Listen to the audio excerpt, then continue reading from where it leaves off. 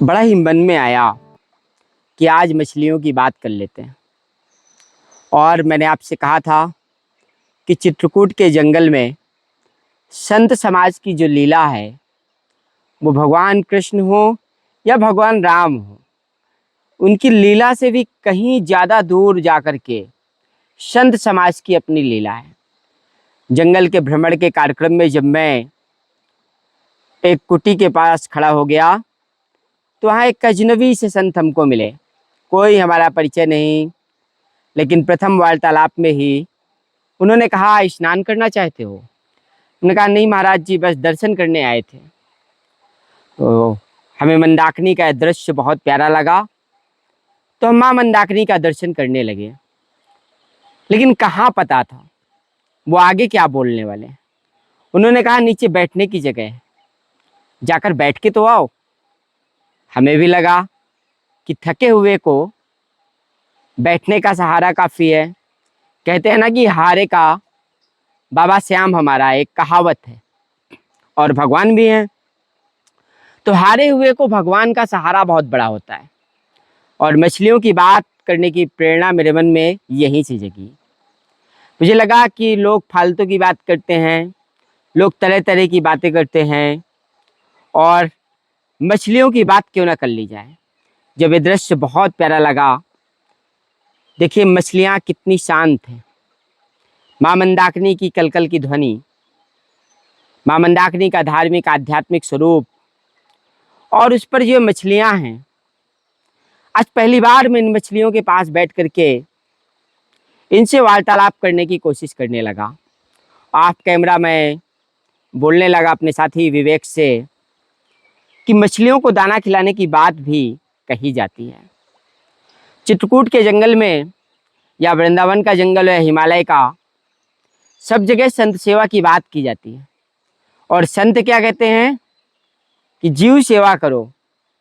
और जीव कौन है? जीव तो असंख्य हैं। वो जीव जो हमें बदले में कुछ नहीं दे सकते शायद, लेकिन मछलियों को खिलाने की परंपरा रही है। बहुत से संत अक्सर ऐसा कहते हैं कि मछलियों को दाना खिलाओ, तुम्हारे ग्रह सुधर जाएंगे और तुम्हारे जीवन पर कृपा हो जाएगी। वजह पौराणिक है, धार्मिक है, आध्यात्मिक है, और लोकमत भी ऐसा है।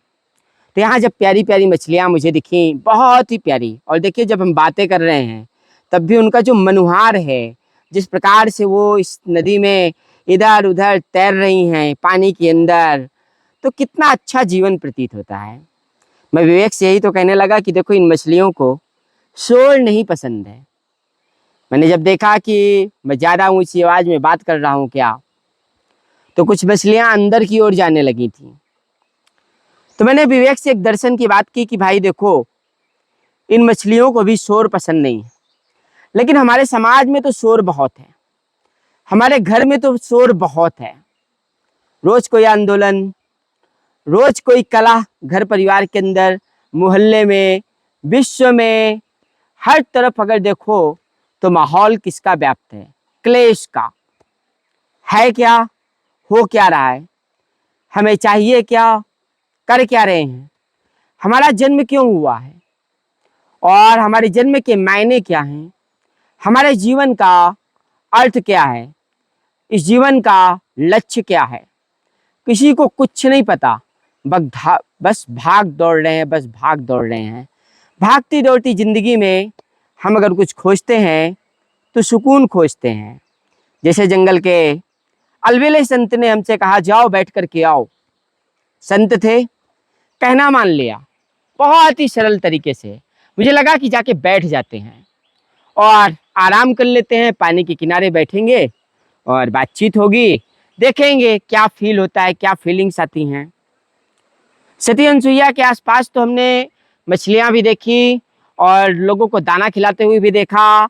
वहाँ लोग दाना बेचते भी हैं और आग्रह भी करते हैं, निवेदन भी करते हैं कि मछलियों को दाना खिलाना है। अब बहुत से लोग, हो सकता है जो लोग आप वीडियो देख रहे हो, आपको लगने लगेगा कि मैं आपको जगह का नाम बता दूं, तो ये गलती मैं नहीं करने वाला हूँ।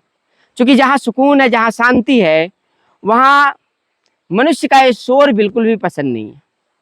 लेकिन इन मछलियों का सेवा करने के लिए कुछ दाना लाने की इच्छा मन में जागृत हुई कि अब जब कभी भी जंगल आएंगे हम तो कुछ दाना लाएंगे, यहाँ बैठेंगे, थोड़ा आराम करेंगे और इन मछलियों के साथ भी कुछ बातें करेंगे, समाज के साथ भी कुछ बातें करेंगे मछलियों के बहाने, और बहुत ही अच्छे से कुछ वार्तालाप निकलेगा, कुछ शोध निकलेगा, कोई एक ऐसी बात निकलेगी जिससे लोगों के जीवन का भी कुछ मतलब निकल सकेगा। इसलिए आज मैंने सोचा और मैंने कहा विवेक से कि भाई अपनी कला दिखाओ, मछलियाँ तुम दिखाओ, बोलता मैं हूँ और बोल लेता हूँ आशीर्वाद से।